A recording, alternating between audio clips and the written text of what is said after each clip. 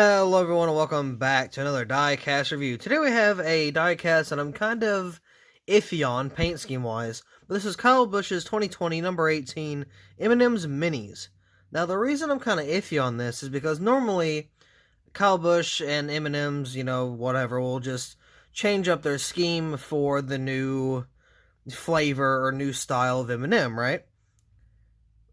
The M&M Minis aren't new. They've been around for a long time. They're in a little plastic tube. You got the little lid, it pops open and stuff like that. People used to just empty it and then pop just the lid off or, just stuff like that. Just play with it as a kid. Or at least I did. I don't know if anybody else did. I'm sure somebody did because I would point them at my friends and I'd pop it and it'd shoot at them. But anyway, they're not new. It's nothing special. Actually, you can see them and them holding the side right there. So yeah, there's a little tube. That lid comes off. It has a little plastic thing in the back that keeps it together. If you just bend that off and then you just squeeze the empty tube, it will make a little pop noise and then the little lid will come flying off. So that's why it was kind of odd to me, because normally M&M's focuses on what's new compared to stuff that's already been out, like Skittles dips and stuff like that. That was new. They put that out. I don't know. I'm just not really used to them doing the old stuff. Because, again, this has been out for a while. Or a few years, actually. But, I don't know. I don't know if they just wanted a paint scheme change or what the deal was. But, I mean, I don't know. We're going to do the paint scheme for Kyle Busch. Of course, I'm not a Kyle Busch fan by any means. But, I mean, the paint scheme, from what I've seen, isn't terrible. But I mean, it's not bad. I mean, it's a good paint scheme. It's kind of weird. It's kind of out of the blue. It's nothing really, new. And again, it's just kind of one of those, oddball paint schemes that are just kind of promoting something that's a little older, that people already know about. You know what I'm saying? I don't know. It's weird for M&M's, because normally they'll put out the stuff that's, new. Like Mountain Dew, they'll put out the new flavors or stuff like that. But same thing with M&M's. They'll just do, I don't know, whatever, peanut butter or just whatever it is. And the minis have been out forever, and it was just, that's kind of throws me off a little bit, and I don't really know how I feel about that, honestly. But anyway, let's take a closer look at this diecast. So here's the diecast out of the box. It's got a little bit of a suspension, not too much, but it does have a little bit of a wibble wobble to her. So yeah, the paint scheme is just pretty basic, just yellow. It's got the little mini M&Ms along the skirt and up to the wheel well. And of course, you got the red M&M, and well, there is no other M&M on the other side, so that's kind of interesting. We'll take a closer look into that in just a second. But right here on the hood, we have M&M's Minis. Now, again, something that's not new whatsoever. I don't know, maybe they just kind of did some little promotion and it just kind of, I don't know, had some more advertisement to it. But anyway, yeah, M&M's Minis right there on the hood. Almost said windshield. Got the Cup Series banner, which it looks a little scuffed, not gonna lie. You see that the red, the yellow, and the blue. Well, the red and the blue will just look smeared, and the Cup Series banner looks, I don't know, like it's got dots in it or something, like it got shot with some type of BB gun. I don't know what's going on there. There's a gap between the roof and the windshield. You can see that there. That's pretty awful, Lionel. It's not terrible. It's not the worst we've seen from you. Cough, cough, Ryan Blaney diecast, cough, cough. But anyway, got the 18 there, nothing behind it.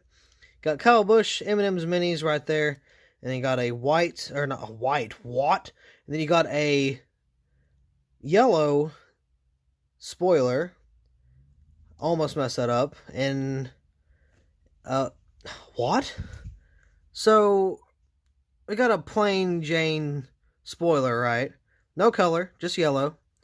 But on top of that, or underneath that, I should say, I guess, that Camry logo is pretty covered up by that, was that Rudders?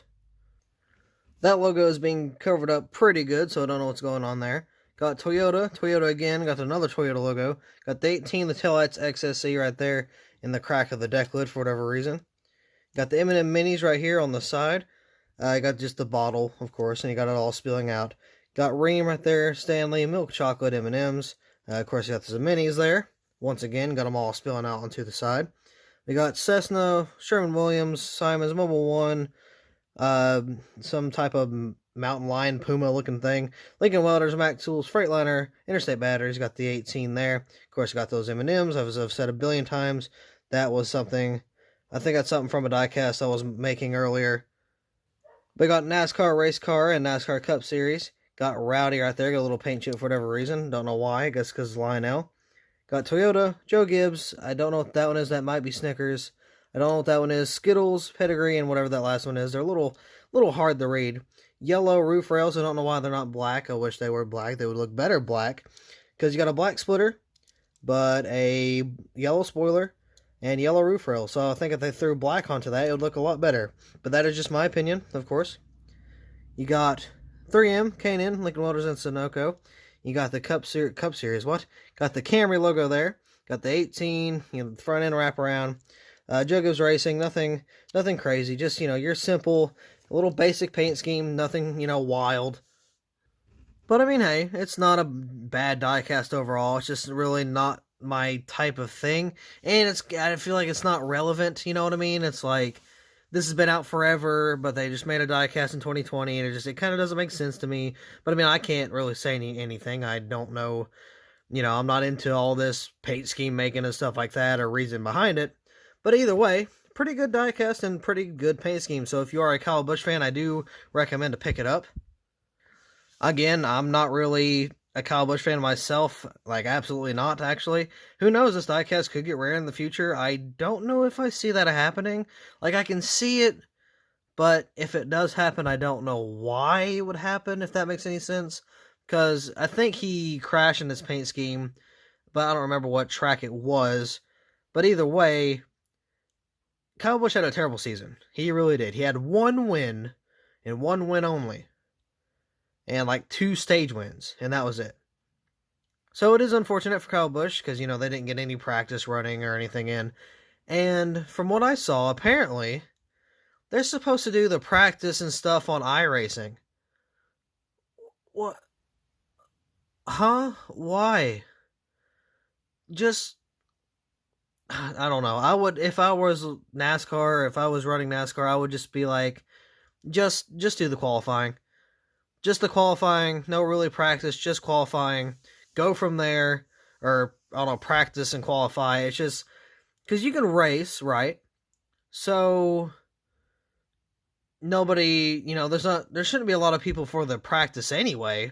There should be, like, your main guys, unless there's something I don't know behind the whole strategy or whatever for just racing with the whole qualifying and stuff like that. So, I would just say, just race, just qualify, just practice, whatever you need to do, but don't do it on iRacing. It's basically a random draw at that point, because it's a iRacing game.